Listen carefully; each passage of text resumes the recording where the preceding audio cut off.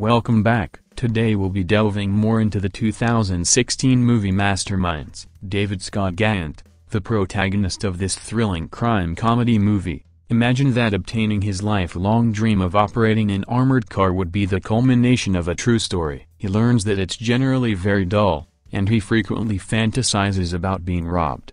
When he meets Kelly Campbell, a recent hire at his bank, Loomis Fargo, everything changes. At a shooting range, Kelly and David click, and David unintentionally shoots between his butt cheeks. Even though he is in love with Kelly, Jandis, a peculiar woman who was once engaged to David's distant cousin before his passing, is still his fiancée. David attends a tense engagement photo session. Kelly defends David when Kelly and David's employer are yelled at to get back to work one day at work. She contends that she can receive unemployment benefits even if she is dismissed. She goes too far when she pretends to grope David while grabbing his belt, setting off his revolver and shooting a window. She is now without a doubt dismissed. David asks Kelly for her phone number before she leaves. Since the number 143 represents "I love you" to her, she puts it at the end as a type of signature. Kelly stays with her childhood friend Steve Chambers, his wife Michelle,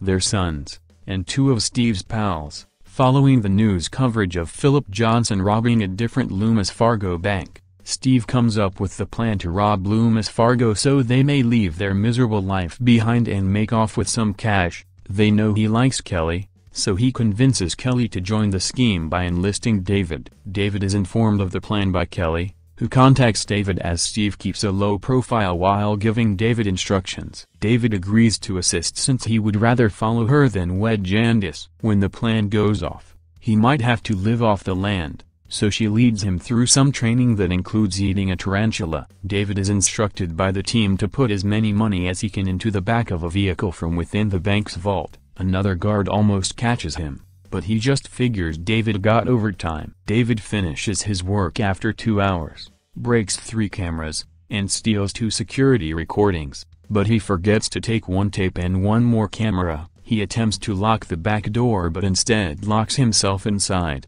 As the others look on, he tapes some bundles of cash together to maneuver the van through a door and into a ditch. The amount of money David has amassed thereafter astounds them. The total amount of money is $17 million after counting. David runs away to Mexico where he plans to hide out while he waits for Steve to send him money and stash some cash in his underwear. Leslie Jones and John Daly, a special agent on the investigation, are already involved and Scanlon is furious since the money taken was federal agent money. Jandis is shown the security film, which demonstrates David's guilt. Steve believes it's time to let David go because the FBI is pursuing him after they have enjoyed their fair part of the money, but Kelly feels it would be wrong to do so at this time. To find David, 3 Interpol agents show up at the hotel where he is staying. As he tries to refill his ice bucket, they miss him, but the receptionist ratted him out. David manages to get away and run. He dons a mask to avoid being caught and contacts Kelly to let her know what transpired. When he digs in his pocket,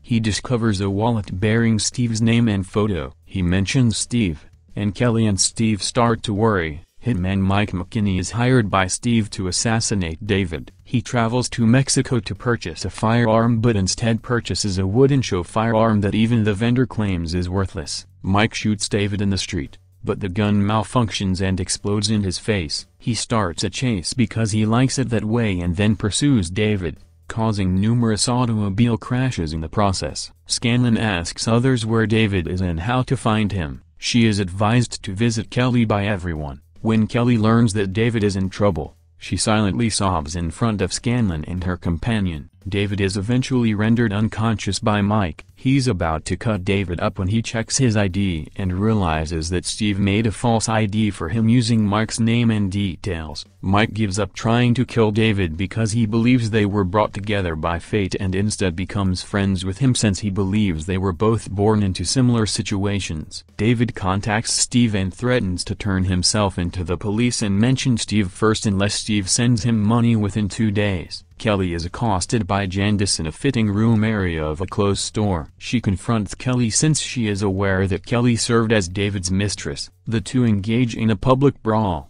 with Kelly knocking Jandis to the ground with a mannequin body. A member of Steve's crew then takes Kelly. When David discovers that Steve did not make a money transfer to his account, he phones back. Once Kelly is revealed to be a prisoner, Steve threatens to harm her unless David leaves for South America and waits there until he receives additional instructions. The same 3 Interpol agents are at the airport looking for David as he prepares to depart. Mike is also present because, on the orders of Steve, he is returning to the United States to assassinate Kelly. As soon as David learns, he tells Mike who Kelly is, and Mike is therefore unable to kill David's wife. When the agents arrive and attempt to arrest David, he and Mike fight them off. They exchange plane tickets and bid each other goodbye. David infiltrates Steve's house party in order to save Kelly. To get a confession out of Steve, Scanlon has one of his neighbors, Ken Marino, wear a wire. David frees Kelly from the shed where she is being kept and then flees in Steve's BMW.